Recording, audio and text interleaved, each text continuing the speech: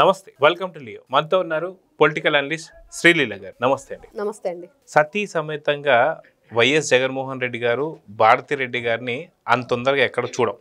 వాస్తవానికి మన శ్రీవారి దర్శనానికి కూడా ఓన్లీ జగన్మోహన్ రెడ్డి గారు ఒక్కళ్ళు వెళ్తారు, పట్టు వస్త్రాలు సమర్పిస్తారని చెప్పి చూస్తున్నాం.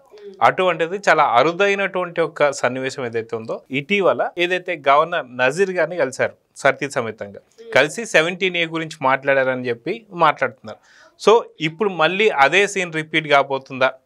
ఈడీకి సంబంధించిన విచారణలో సతీ సమేతంగా వెళ్ళబోతున్నారా, విచారణకు హాజరు కాబోతున్నారా అని చెప్పి కొంతమంది అంటున్నారు. మీరేం చెప్తారు? ఇక్కడ జగన్మోహన్ రెడ్డి ఈ రోజున ఈడీ ఏదైతే మనం విన్నాం, దాదాపుగా 5 రాష్ట్రాలు 20కి పైగా ఆ కార్యాలయాలు కానివ్వండి, వాటన్నిటిలో కూడా తనిఖీలు, చాలా విలువైన ఆధారాలు. ఈ డబ్బంతా ఎవరు ఎటువైపు తరలించారు, ఈ రూటింగ్, ఈ మనీ రూటింగ్ అంతా చేసింది ఎవరు అంటే జగన్మోహన్ రెడ్డి గారి ఇంటర్వ్యూ గుర్తొస్తుంది. ప్రజలు ఎందుకు అధికారం ఇచ్చారు మనకి, మన బంధువుల్ని దోచిపెట్టమనే, బంధువులకి మనల్ని దోచుకోమని అని చెప్పాడు. అంటే చెప్పిన మాటకి ఈ రోజు ఈ చేసిన పనికి ఏమాత్రం అన్న సంబంధం ఉందా అంటే మేము చెబుతాం ఒకటి చేసేది ఒకటి అని చెప్పేసి పూర్తిగా అర్థమైపోతుంది. అంటే జగన్మోహన్ రెడ్డి అంటే ఇంకా దోచుకోవటానికి కేర్ ఆఫ్ అడ్రస్. ఎందుకు సతీ సమేతంగానే విచారణకు వెళ్తున్నారు అనేది అనవలసి వస్తుందంటే బాలాజీ గోవిందప్ప ఎవరు, ఈ వైఎస్ అనిల్ రెడ్డి, సునీల్ రెడ్డి వీళ్ళందరూ ఎవరు, అవినాష్ రెడ్డి ఎవరు, మరి భాస్కర్ రెడ్డి ఎవరు, వీళ్ళ తరపున వీళ్ళ అనుచరుడుగా ఉన్న హనుమంతప్ప ఎవరు, వీళ్ళందరూ కూడా భారతిరెడ్డి ఫ్యామిలీ.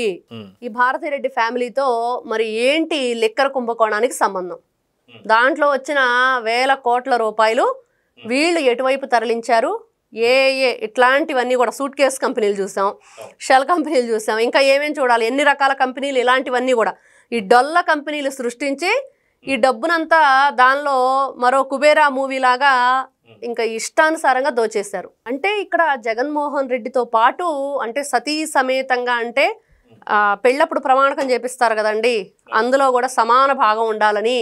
కాబట్టి ఈరోజు ఆయన చేసే ప్రతి పనిలో సమాన భాగం అన్నట్లుగా ఈవిడ పంచుకుంది. కాబట్టే ఈ భారతీయ సిమెంట్ లో లిక్కర్ కలిసింది, అందుకే ఇవన్నీ కూడా ఈ విచారణ, అందుకనే సతీ సమేతంగా జగన్మోహన్ రెడ్డి విచారణకు వెళ్ళబోతున్నాడు. అయితే మనం చూసుకుంటే గతంలో ఎన్నడూ చూడనటువంటి ఒక హైప్ మాత్రం ఈ కేసు ఉందని చెప్పి అర్థమవుతుంది. అదే ఇప్పటిదాకా ఈడీ ఎందుకు ఎంట్రీ అవుతలేదని చెప్పి చాలా మంది కూడా అనుమానపడ్డారు. కానీ ఈడీ గతం నుంచే వీళ్ళు విచారిస్తున్నారని చెప్పి వాటికి సంబంధించి పూర్తి ఆధారాలతో ఒకేసారి మీరు ఇందాక అన్నట్టు 5 రాష్ట్రాలు 20 చోట్ల దర్యాప్తు చేశారు.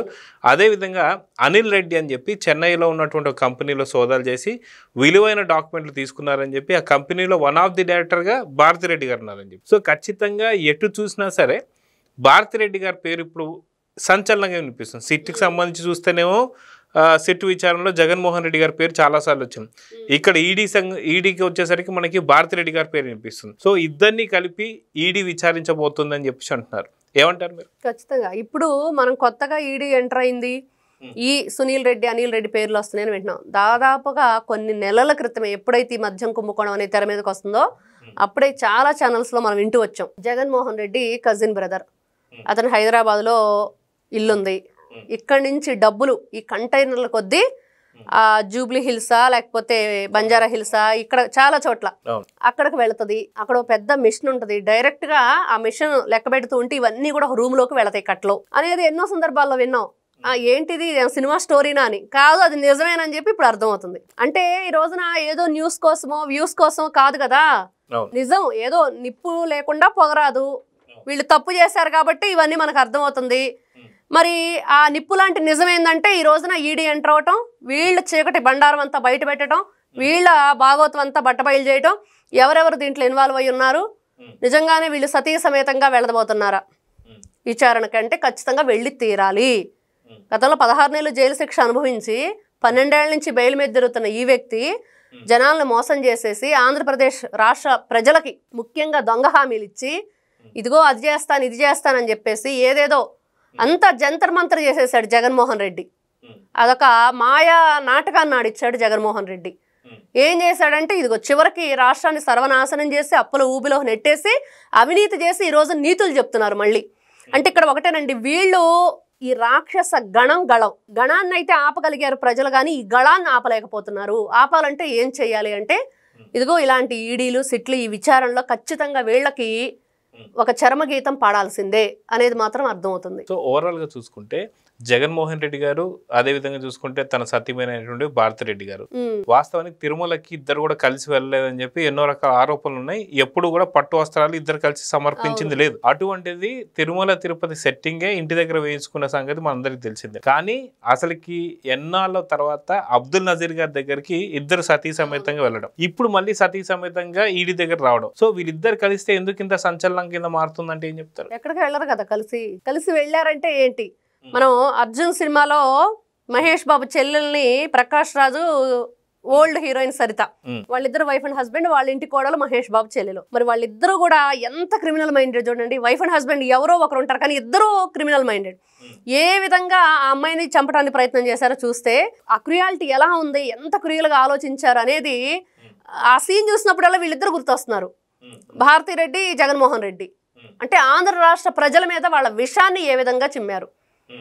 ఈవిడ తెర వెనుకున్నా, జగన్మోహన్ రెడ్డి తెర ముందున్నా, కానీ ఈ రోజున ఇద్దరు కలిసి గవర్నర్ గారిని కలిసినప్పటి నుంచి భారతీయ సిమెంట్ డైరెక్టర్ ఎవరైతే ఉన్నారో బాలాజీ గోవిందప్ప గారు, మరి ఆయన అరెస్ట్ అయిన దగ్గర నుంచి ఆ తర్వాత ఇంకా అసలు ఈ మనీ లాండరింగ్ అంతా ఎలా జరిగింది, ఏంటి, ఎవరెవరు ఉన్నారు అని ఇప్పటి వరకు కూడా మరి ఎవరు అంటే సతీ సమేతంగా ఎక్కడికి వెళ్ళినా పుణ్యక్షేత్రాలకి పట్టు వస్త్రాలు సమర్పించకపోయినా అవినీతిలో మాత్రం పాలు పంచుకున్నారు, చేసిన పాపాల్లో పాలు పంచుకున్నారు, రాష్ట్రాన్ని సర్వనాశనం చేయటంలో పాలు పంచుకున్నారు.